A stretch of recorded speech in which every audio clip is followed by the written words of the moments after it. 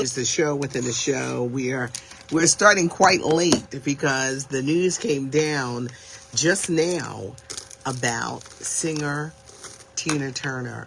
The shocking news. I mean, this day is going on, here in Philly, the weather is so nice and you can't wait to get outside and do things, and then you hear this news. Tina Turner, known as the queen of rock and roll, has passed away, they said peacefully, at her home in Switzerland. Tina Turner was 83 years old.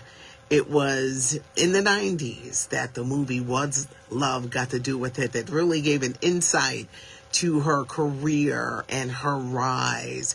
And I think what so many people admired about Tina Turner was her strength through so much adversity. She was an incredible singer with a very strong voice. From the days of Ike and Tina Turner, Fool in Love, River Deep, Run High, Rolling Like a River. So many great hits. And then she had this spectacular rebirth with her life. The hit, Love. What's Love Got to Do With It? Thunderdome, We Don't Need Another Hero. Her version of Al Green's Love and Happiness. Yes, a lot of people are shocked. Tina Turner has died at the age of 83. If you were fortunate enough to see that Tina Turner musical when it came to Philadelphia, because it was on Broadway for quite some time, it was like one of the best musicals I'd ever seen. And her life and how it was told and how it was portrayed, she went through so much, but she rose to the heights. And of the music business, the past few years have not been good for her health-wise. She had to get a kidney transplant. Her husband gave her a kidney transplant. She had suffered a stroke. She developed cancer. So there were a lot of health challenges that she was facing in her latter years. I never forget her retirement tour. And it was sad. It was like, wow, you're retiring already? But people would forget like how old she was and how she kept doing it and how she really wanted to live her life in peace. She suffered a lot of sadness with her son dying, just a few years ago. So the past few years, health-wise, they have not been good. What do you most remember about Tina Turner? She had the most incredible legs. She did all of that dancing in those heels, which was just amazing to me. At the Wells Fargo, back then it was the Spectrum, and she was running up this ramp that they had as she ascended to the sky, and she did it all in high heels, and it was just amazing that she could do that, and she could do it all in heels. She was a trailblazer. She broke the mold, y'all. Tina Turner broke the mold. She was a true icon. True icon. And the most gorgeous legs ever. I guess it was all the years of dancing. But wasn't her comeback amazing? Wasn't it just to watch her rise through everything she had been through?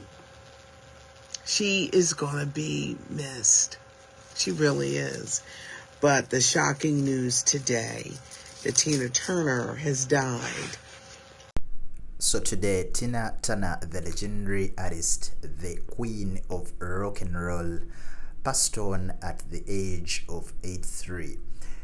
She was regarded as one of those biggest artists within the rock and roll genre. Very energetic. Her performances could really touch almost everyone who was in the audience. You couldn't attend the show of Tina Turner and actually don't get the vibe to stand up and dance to his energetic performances. Her best songs, a case in point, What's Love Got to Do it made her a very huge superstar back in the 80s and 90s. But of course, in the recent past, she has been suffering from a couple of health related illness, with regards to her kidney. She got a stroke, I think, some few years ago. But of course, that didn't stop her from appearing in the media. I've given you the first video in one of the interviews she made. That was in 1997 with CNN. You can look it up.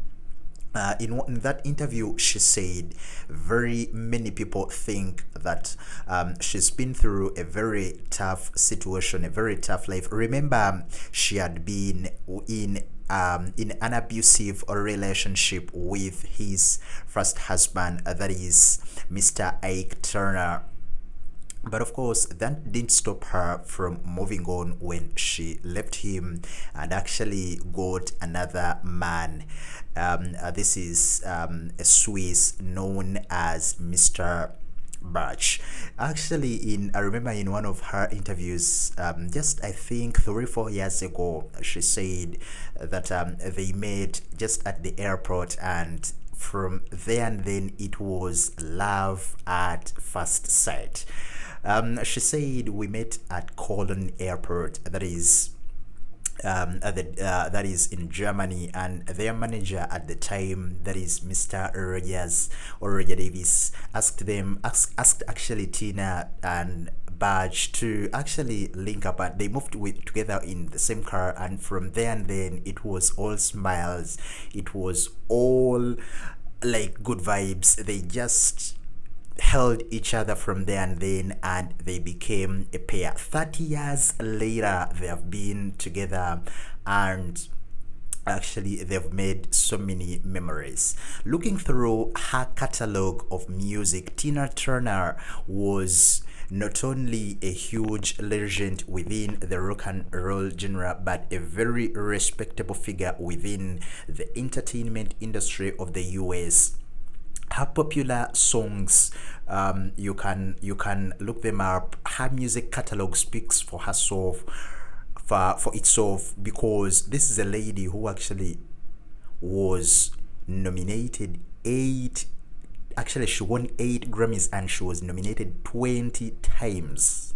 Unprecedentedly, you can't be nominated within the Grammys 20 times when you're not a mega or a huge superstar. She made a couple of hit songs, so many of them. And she also, by the way, had a movie. In fact, in one of her memoirs in 2018 named My Love Story, she compared sex with the late musician, that is her ex-boyfriend, that it was kind of like rape. She's been through a couple of issues, but of course today it's not about looking into that sad side of her. We are here to celebrate, we are here to commemorate, we are here to pay tributes to this legend who has impacted not only the older generation but also in the present or this day-to-day contemporary generation of the 2000s. So we should send our deepest condolences to the family, friends, and everyone who was close to this legendary artist, that is Tina Turner. Rest in power, the Queen, Tina Turner.